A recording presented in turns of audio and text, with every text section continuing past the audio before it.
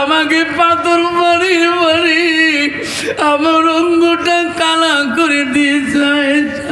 সেই দিনের কথা যদি মনে করে দাও, আমি রাসূল কষ্ট পাই। মা নাই রে, বাবা নাই, নুরুদ্দিন কান্দে রে। ওগো নবী, আমার মনটা চায় আমার হাত দুইটা দিয়া আমি তোমাকে গোসল করে দেওয়া কাজটা চাই। নবী গো, আপনি যদি পারমিশনটা দেন আমি আয়েশা অত্যন্ত খুশি হয়ে যাব। নবী বলছে, আয়েশা রে, আমাকে গোসল করে দিলে কি তুমি খুশি হবা? কলে হ্যাঁ। যাই স্বামী নবী বারণ করতে পারি না। আয়েশা আম্মা এত খুশি হয়ে গেলেন, দৌড়িয়ে আয়েশা 2 মস্ক পানি আনলেন, জল চকিটার সামনে আনলেন। নবী দিক আয়েশা গোসল করিয়ে দিবি রে।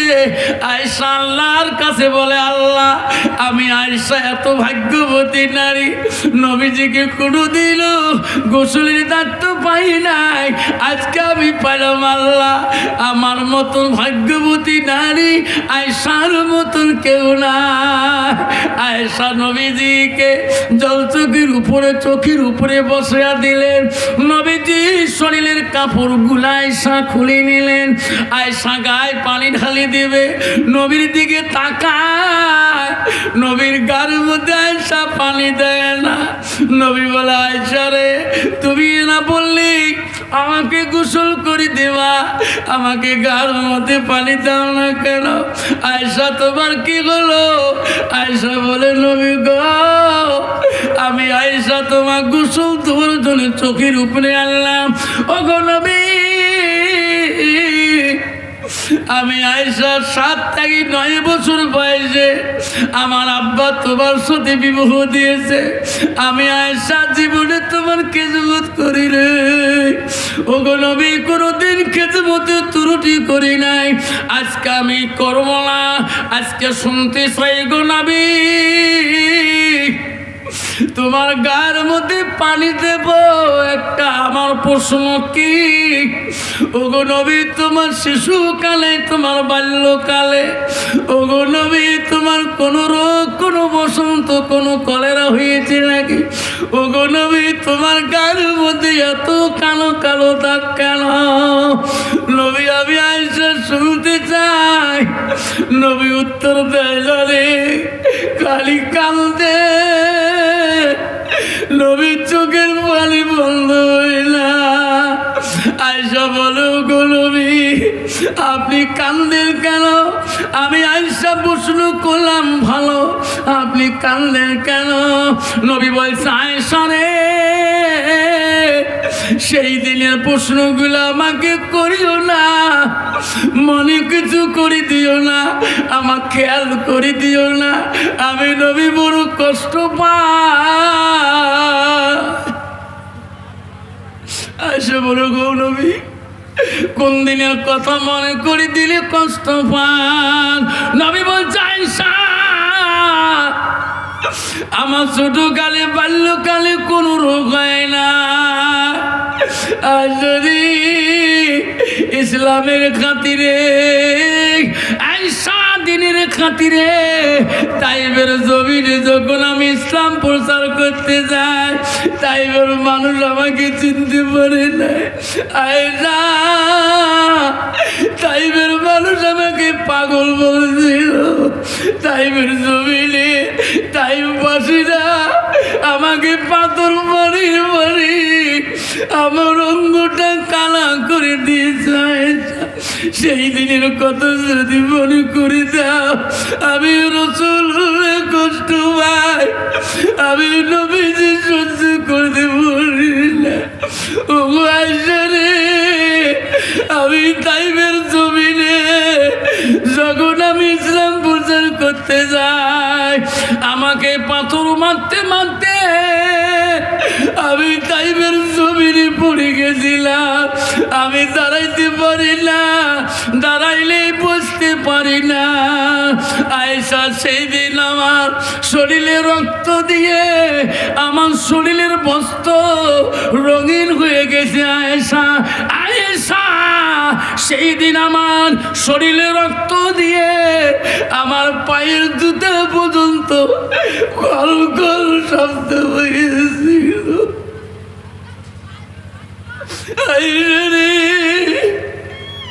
সেই দিনের কথা মনে করে দিস না আয়েশা, আমি নবী কষ্ট পাই। মা এসে বলল, গো নবী, আল্লাহকে তোমার উপরে সহায় করে নাই।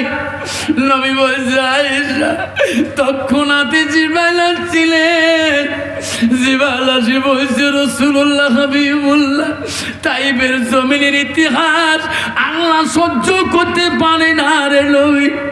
ও গো নবী, আমি জিবরাইল হাজির।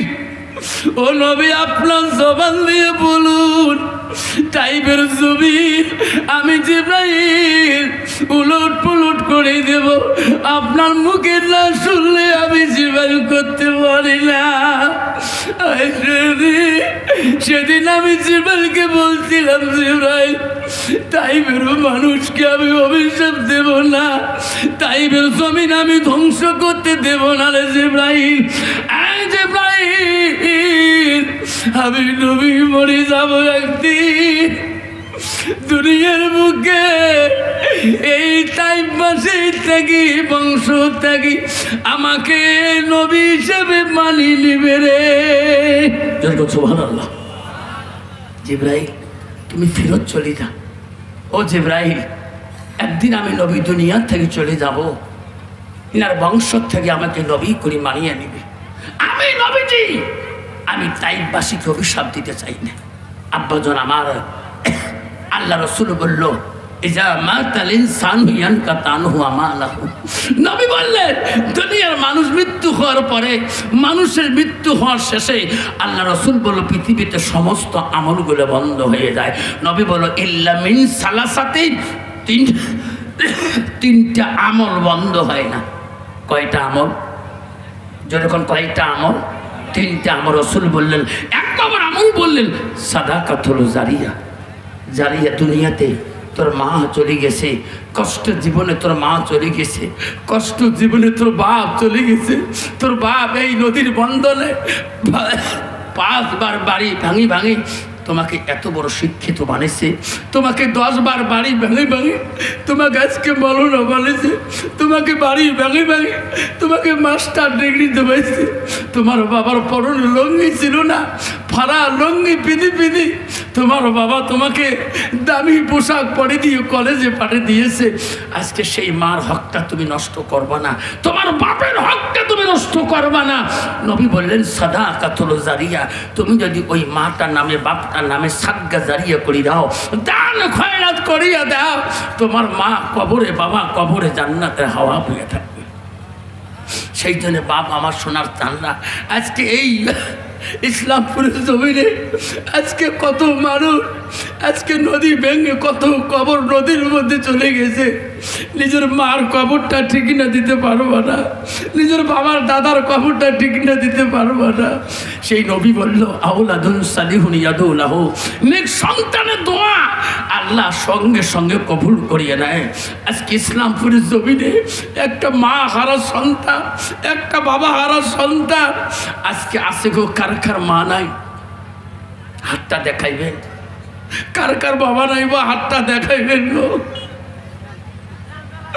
আমার জীবনে আমি যখন ওয়াজ করি রে, মা বলে গেছে, বাবা সভা করিস না। আমি বলি, মা কানমাটি ব্যাংসার স্কুলে যাই মা, মা আমি ব্যাংসার স্কুল কাটি, মা মাঝে মাঝে সভা কর। মা বলছে, যে বাবা কতদিন স্কুল হবে? আমি স্কুলে যেদিন আমি প্রথম এফে টাকা পাই, আমরা মাস্টাররা কানমাটিতে আমার হেডমাস্টার আমাদেরকে 5,000 কোটি টাকা ভাগ করে দিল। টাকা আছে, আমি টাকা নিয়ে ছাগলের ব্যাংকে থেকে তুলি বাড়ি নিয়ে গেছিলাম। যে দেখি রে মা গিনাতে বসে আছে, মা বল খালাম মা আসিয়েছে, মা রাতে টাকাটা দিয়ে দিলাম। মা জীবনে এতদিন ব্যবসা কাটায় টাকা সরকার অনুদান দিয়েছে, মা এই টাকা রাখ। মা মা বলছে তুমি রাখো, তোর বউকে দাও। আমি বলে মা এই টাকাটা তোরা দিয়ে নিয়ে নিয়ে খরচ করবো রে মা। সোনারে সেই মা কবরে চলে গেল, বাপটাও চলে গেল। সভা করতে বেরিয়ে মা বারবার বুঝে দিয়েছিলেন মোটর সাইকেল জোরে চালাস না, যদি কোনো দুর্ঘটনা রাস্তায় বাইরে শুনি আমি মারা বাড়িতে বেহুশ হয়ে যাব। তোর মামা আব্দুল মৌলানা সোনাতে মান্নান মৌলানা বাইকের তলে বালাজোরে মারা গেল, ইদ্রিস মৌলানা বাইক পরে মারা গেল, মান্নান মৌলানা আমদাদ মৌলানা অ্যাক্সিডেন্ট হয়ে মারা গেল। বাবারে তোর যদি তুন হয়ে যায় আমি মা বেহুশ হয়ে যাব। মা কবরে গেল রে, হাজারো গাড়ি চলে বাড়ি যায়, আর কোনোদিনও কেউ আমাকে বলে না। জোরে চলে গেল বলে না, মা প্রতিদিন অ্যালাউন্স দিছিল।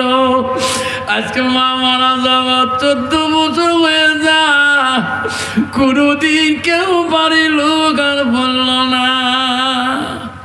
আব্বা সেই মাটা আজকে বহুত ভাইয়ের নাই, সেই মাটার জন্যে আল্লাহর ইবাদতের জায়গায় আজকে এই ইসলামপুর ঈদগার জমিনের জন্যে একটা বাপ যদি ওয়াদা করেন হুজুর আমারও মা নাই বাবা নাই, হুজুর আমি সেই মা বাবার নামে সাদকা হিসাবে সাদাকাতুল জারিয়া হিসেবে বুখারীর হাদিস আমি 10,000 টাকা আমি ঈদগার ময়দানে উন্নতির জন্য দিয়ে দিলাম। যত মানুষ এই ঈদের বাড়িতে নামাজ পড়বে, যত মানুষ নামাজে দাঁড়াবে, আমার মা ওই নামাজের জায়গাটার মধ্যে থাকবে, আমার মা কবরে শান্তি পাবে। আছে গো একটা বাপ এই